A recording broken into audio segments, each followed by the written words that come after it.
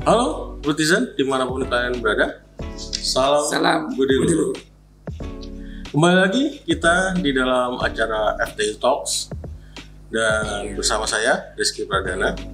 Kali ini kita akan berbincang dengan salah satu dosen di Fakultas Teknologi Informasi, yaitu Bapak Dr. Denny Mahdiana. Selamat siang Pak. Selamat siang Pak Rizky. Pak Denny, kita akan berbicara tentang mata kuliah kali ini. Agak serius gitu tampaknya. Kalau dilihat data mining itu belakangan ini sangat diminati ya di kalangan pecinta IT terutama ya. Kalau boleh tahu, data mining itu apa sih Pak Den? Ya, jadi memang dengan perkembangan di era revolusi 4.0, ini data mining menjadi salah satu mata kuliah gitu ya, atau ilmu yang bisa menjadi salah satu solusi gitu ya, karena biasanya pada saat sebuah organisasi menghasilkan data yang jumlahnya sangat besar, seringkali bingung data itu mau diapakan gitu ya. Data itu sudah terkumpul, kemudian tidak bisa hanya bisa memberikan informasi yang boleh dibilang hanya masa lalu saja. Membuat report-report seperti misalnya report penjualan, kemudian mungkin report untuk katakanlah berapa banyak customer yang membeli barang, produk yang terjual dan sebagainya. Tapi tidak bisa menghasilkan sebuah knowledge gitu ya, di mana data mining menjadi salah satu ilmu yang sebenarnya mengekstrak data gitu ya. Maka karena itu sekarang data itu boleh dibilang new oil gitu ya. Jadi minyak baru, kalau kita lihat bahan bakar minyak kan semakin lama semakin habis, tapi beda dengan data semakin hari itu justru makin bertambah. Sehingga perlu ada sebuah tools, ada sebuah metode bagaimana mengekstrak data menjadi sebuah knowledge atau pengetahuan. Nah, inilah tujuan dari mata kuliah data mining, adalah bagaimana kita menerapkan metode-metode dan algoritma untuk bisa mengekstrak dari data itu menjadi sebuah knowledge yang nantinya bisa digunakan untuk mendapatkan kebijaksanaan atau biasa dikenal dengan wisdom gitu ya. Berarti secara tidak langsung data mining itu mengarah kepada decision support system. Ya, bisa salah satunya adalah sebagai salah satu metode untuk memberikan support kepada level manajemen untuk memberikan keputusan. Nah, bedanya adalah keputusannya ini bisa untuk keputusan di masa yang akan datang gitu ya. Jadi membuat prediksi gitu ya, membuat peramalan dengan data-data masa lalu, kita bisa melakukan prediksi di masa depan. Nah, gunanya data mining adalah tadi mengekstrak sejumlah data yang besar dari kumpulan big data untuk mendapatkan insight dan tentunya mendapatkan knowledge yang diperlukan dari data-data tersebut. Berarti ada kaitannya dengan ETL dan BI gitu ya? Ya, pada saat kita mengekstrak data gitu ya, tentunya banyak data yang kita dapatkan pastinya belum sepenuhnya bisa diolah gitu ya. Sehingga data tersebut harus diproses gitu ya. Makanya dikenal di dalam data mining ada istilah namanya pre-processing gitu ya. Jadi setelah data set kita dapatkan, kemudian data itu kita lakukan pengolahan atau di pre-processing, dipersiapkan datanya, bisa dilakukan pembersihan data cleansing, kemudian bisa juga dilakukan data transformation, data integration. Kemudian setelah itu barulah kalau sudah siap data setnya, baru kita lakukan pengolahan data menggunakan algoritma yang tepat. Gitu ya. Di dalam data mining sebenarnya ada 5 tugas pokok ya yang dipelajari buat mahasiswa di dalam data mining. Jadi yang pertama adalah algoritma yang disebut namanya algoritma untuk melakukan estimasi. Ya, estimasi ini biasanya karakteristiknya adalah datasetnya itu dia bertipe numerik gitu ya, dan yang diprediksinya juga numerik gitu ya. Jadi kalau kita memprediksi numerik, maka kita bisa menggunakan estimasi. Misalnya kita mau mengestimasi berapa banyak sih stok yang harus kita sediakan kalau misalnya penjualan, kemudian misalnya katakanlah produksi kita sekian, kita harus berapa banyak yang harus kita sediakan gitu ya. Nah, kemudian ada lagi algoritma yang disebut namanya peramalan, forecasting. Nah, bedanya adalah dengan estimasi, biasanya kalau peramalan tuh ada ciri khususnya, namanya ada time series. Jadi ada deret waktunya. Jadi ada tanggal-tanggal gitu, ada periode bulan 1, bulan 2. Nah inilah ciri. Jadi yang diprediksinya juga angka. Misalnya kemarin kita baru saja lepas dari pandemi COVID ya, meramalkan jumlah kasus gitu ya COVID-19 di Indonesia. Nah jadi orang bisa tahu bahwa nanti di bulan depan tuh kira-kira berapa banyak sih jumlah kasus COVID yang akan terjadi di Indonesia, sehingga nanti bisa menjadi salah satu dasar buat pemerintah atau Departemen Kesehatan untuk mengambil kebijakan-kebijakan yang terkait dengan penanggulangan bencana atau penanggulangan wabah penyakit COVID tersebut. Nah, itu forecasting gitu ya, dan di dalamnya tentunya banyak algoritma-algoritma yang bisa digunakan seperti regresi linier, kemudian bisa neural network dan sebagainya. Nah kemudian ada lagi tugas data mining itu yang ketiga adalah untuk melakukan klasifikasi. Nah klasifikasi ini ciri khususnya adalah biasanya label kelasnya gitu ya berbentuk kategorikal gitu ya, kategorikal. Jadi misalnya ya tidak, tinggi, rendah, sedang. Nah itu ya. Nah biasanya klasifikasi ini adalah untuk melakukan tugas di mana kita bisa mengklasifikasikan sesuatu berdasarkan atribut-atribut yang tentunya nanti bisa mendukung terciptanya label kelas gitu ya. Itu diklasifikasi. Jadi misalnya sebagai contoh mau mengklasifikasi kelayakan seseorang untuk mendapatkan kredit dari berbagai atribut dia untuk mendapatkan kredit, nanti bisa ditentukan, bisa diprediksi di masa datang kalau orang punya karakteristik seperti ini nih sebenarnya layak mendapatkan kredit dari bank atau tidak sih. Nah ini kan sebenarnya membantu buat perbankan untuk meminimalisasi terjadinya kredit macet gitu ya. Kalau bisa dilakukan prediksi di masa yang akan datang bahwa kredit orang yang diberikan kredit itu betul-betul memenuhi kriteria dan persyaratan yang sudah ditentukan, dan itu nanti bisa diotomatisasi gitu ya. Nah itu yang ketiga. Nah, tugas yang keempat sebenarnya adalah tugas dalam bentuk yang namanya asosiasi. Ya, melakukan asosiasi, melakukan hubungan antara satu produk dengan produk yang lain. Nah ini mungkin kita seringkali melihat contoh kasus ini biasanya di supermarket gitu ya, atau di hypermarket, di mana biasanya tanpa kita sadari mungkin pada saat kita berbelanja gitu ya ke sana, kita melihat tuh susunan raknya kok berbeda dengan yang sebelumnya ya. Pada saat mungkin kalau kita rutin belanja bulan, kita ngeliat tuh kok susunan raknya ini berbeda dari yang bulan sebelumnya. Nah ini adalah sebuah metode yang dilakukan oleh pemilik supermarket untuk menata bahwa barang-barang yang diatur raknya itu sebenarnya berdasarkan dari pola belanjanya customer. Yang paling laku yang mana didekatkan, atau kalau misalnya dia mau bikin strategi produk bundling, nah asosiasi ini sangat berguna untuk menentukan dia mau dibundling dengan apa gitu, dengan untuk supaya tadi kalau misalnya asosiasinya bisa bermanfaat buat si supermarket, maka akan meningkatkan tentunya frekuensi atau transaksi penjualan.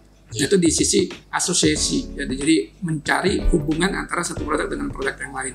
Jadi kalau misalnya orang beli roti, biasanya beli mentega, beli susu misalnya. Nah, ini bisa menjadi satu pola di mana orang bisa merekomendasikan. Nah, mungkin juga kalau kita sering kali melihat di dunia e-commerce gitu ya. Nah ini banyak sekali nih diterapkan di dunia e-commerce. Misalnya kalau kita belanja misalnya di salah satu e-commerce, pada saat nanti mau check out, mereka merekomendasikan orang yang beli produk ini kemarin beli produk ini juga loh. Yang tadinya kita beli satu, akhirnya nggak jadi beli satu, belinya dua dan seterusnya gitu. Dan ini banyak diterapkan di marketplace yang dimana dia ingin meningkatkan tentunya transaksi penjualan. Nah yang kelima, tugas yang tidak kalah pentingnya adalah membuat yang disebut namanya clustering gitu ya. Jadi mengelompokkan. Jadi kalau clustering itu mengelompokkan serangkaian sejumlah data gitu menjadi kelompok-kelompok yang mirip akan bergabung dengan yang mirip, yang berbeda akan terpisah gitu. Nah itu gunanya metode di clustering. Nah sehingga dengan clustering ini kita bisa mengelompokkan. Misalnya ada sebuah perbankan gitu ya, pengen tahu dia ingin membuat karakteristik pelanggan atau nasabah yang ada di bank tersebut. Misalnya nanti mau dikategorikan ada nasabah premium misalnya, kemudian ada nasabah misalnya gold, ada nasabah silver, misalnya ada nasabah yang tipe lainnya. Nah cara mengelompokkannya kan mungkin kalau kita memetakan secara subjektif agak susah gitu ya. Makanya dibuatlah sebuah clustering gitu, nanti bisa mengelompok sendiri berdasarkan karakteristik yang mirip. Jadi bahwa nanti yang premium itu yang mungkin kalau pada saat nasabah prioritas gitu ya, kalau pada saat ke bank dilayani secara personal, maka dia punya karakteristik dari jumlah transaksinya, jumlah simpanannya misalnya, sehingga nanti dia bisa menentukan pelanggan-pelanggan yang punya karakteristik tertentu berdasarkan pola kegiatan transaksi selama dia menjadi nasabah di perbankan. Nah, ini 5 tugas data mining yang biasanya dipelajari di mata kuliah, khususnya data mining. Nah, di dalamnya nanti dilengkapi lagi dengan berbagai macam algoritma yang mendukung gitu ya. Jadi kalau di FTI kita belajar ada algoritma decision tree misalnya, ada algoritma misalnya naive Bayes, kemudian ada algoritma nanti di asosiasi biasanya algoritma EV growth gitu ya. Nah, ini beberapa algoritma yang kita pelajari untuk melengkapi tugas data mining tersebut. Sehingga nanti harapannya mahasiswa setelah keluar dari mata kuliah ini, selesai dari mata kuliah, mereka bisa memahami bagaimana sih menggunakan ilmu data mining ini untuk menyelesaikan masalah-masalah yang ada di organisasi, ada di perusahaan, dengan tentunya algoritma yang sudah dipelajari. Dan tentunya algoritma ini masih banyak sekali nih yang bisa mereka pelajari di luar dari algoritma yang dipelajari. Yang kita ajarkan boleh dibilang fundamental-fundamental yang memberikan bekal kepada mereka supaya mereka bisa mulai memahami bagaimana sih mengekstrak sebuah data gitu dari sekumpulan data besar atau big data menjadi knowledge yang nantinya bisa memberikan bantuan untuk memberikan keputusan kepada pihak manajemen gitu. Jadi menarik ilmunya sebenarnya. Banyak sekali ininya ya, bagian-bagian tahap-tahapannya. Kemudian di Fakultas Teknologi Informasi sendiri itu selain belajar teori juga diajarkan praktek ya Pak? Ya, di mata kuliah data mining kita memberikan tambahan gitu ya. Mereka selain diajarkan teori tentang data mining, kemudian juga teori tentang algoritma-algoritma yang digunakan dalam data mining tadi, kita juga melengkapi dengan tools. Salah satunya adalah kita menggunakan RapidMiner. Nah, kenapa kita sebenarnya boleh ada yang juga mengajarkan pakai WK gitu, juga ada juga pakai Orange gitu ya. Nah, ini sebenarnya tools yang digunakan untuk mengekstrak data dan tentunya memberikan model dan nanti menghasilkan sebuah knowledge. Jadi bisa pakai Orange, bisa pakai WK, bisa pakai RapidMiner gitu ya. Nah, jadi itu yang diajarkan di FTI Budi Luhur. Pada prinsipnya mahasiswa yang penting adalah kalau tools tadi hanya kan membantu gitu ya. Betul. Yang penting mereka menguasai framework bagaimana sih ada sebuah masalah yang ada di organisasi, kemudian mereka memiliki dataset, kemudian dataset ini diekstrak nih. Kira-kira ada knowledge apa sih, ada insight apa yang ada di dalam data yang nantinya bisa bermanfaat buat kepentingan organisasi. Seperti itu. Kemudian dari 5 cabang tadi, itu semuanya bisa digunakan untuk tugas akhir? Ya, tentu. Bahkan kami juga menambahkan di mata kuliah terakhir biasanya ada pertemuan tentang text mining gitu ya.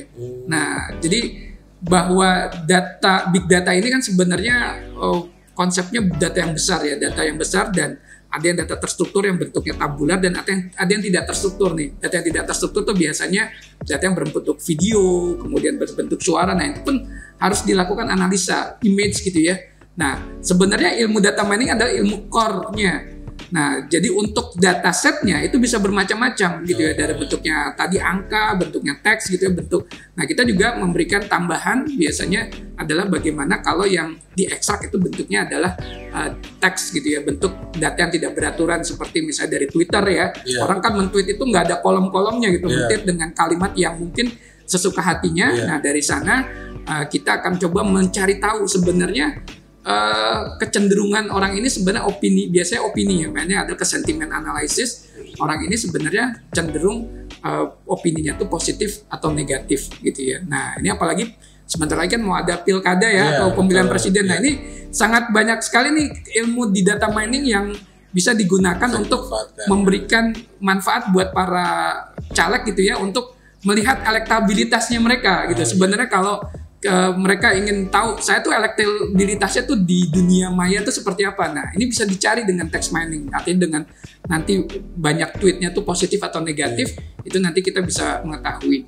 Jadi banyak hal yang bisa dipelajari di data mining yang memang nantinya menjadi, khususnya kalau di FTI ini mata kuliah wajib untuk semua prodi, karena diharapkan mata kuliah ini akan menjadi salah satu core di mana nanti masing-masing prodi itu menggunakan dataset yang beda-beda. Misalnya kalau di SI mungkin lebih banyak terkait dengan hal-hal yang sifatnya tabular gitu ya.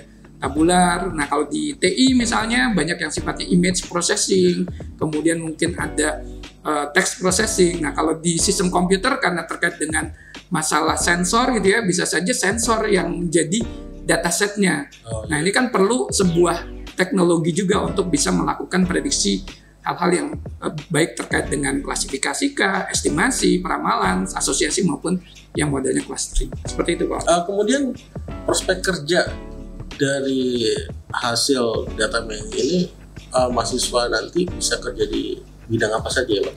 Ya, jadi sekarang ini kan memang trennya adalah big data ya, di mana mahasiswa yang nanti akan mempelajari data mining ini merupakan ilmu core untuk bisa nantinya menindaklanjuti menjadi seorang data scientist sebenarnya, gitu ya. Jadi kalau di program studi informasi kebetulan kami di FT kan memiliki bidang peminatan data science ya. Jadi fundamentalnya belajar dulu di data mining gitu ya. Nah ini untuk semua prodi. Nanti tinggal pemanfaatannya kalau di TI karena ada AI gitu ya, maka pemanfaatannya buat membuat chatbot misalnya seperti ChatGPT yang lagi tren sekarang gitu ya. Nah kemudian kalau di prodi SI nanti bisa diarahkan untuk menjadi salah satu core untuk mengambil mata kuliah yang terkait dengan data science seperti data visualisasi, kemudian data modeling gitu ya, sampai dengan data engineering.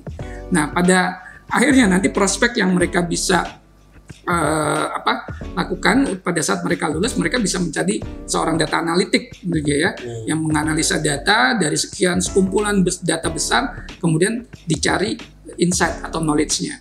Kemudian mereka juga bisa menjadi seorang data scientist tentunya ya, data scientist yang mencoba untuk memecahkan permasalahan yang ada di organisasi dengan algoritma-algoritma yang ada di dalam data mining tentunya. Cuma memang nanti pada saat mereka belajar di data modeling, mereka dilengkapi lagi dengan sebuah bahasa pemrograman atau tools ya, seperti Tableau gitu ya, seperti nanti akan belajar juga Python gitu ya. Kemudian juga kalau sekarang ada juga yang menggunakan pakai Google Data Studio untuk data visualisasinya agar lebih mudah divisualisasikan, agar si pengambil keputusan lebih mudah untuk bisa mengambil keputusan berdasarkan visualisasi yang dibuat oleh mahasiswa-mahasiswa atau alumni-alumni yang mempelajari tentang data science ini. Oke, baik. Terima kasih Pak Denny.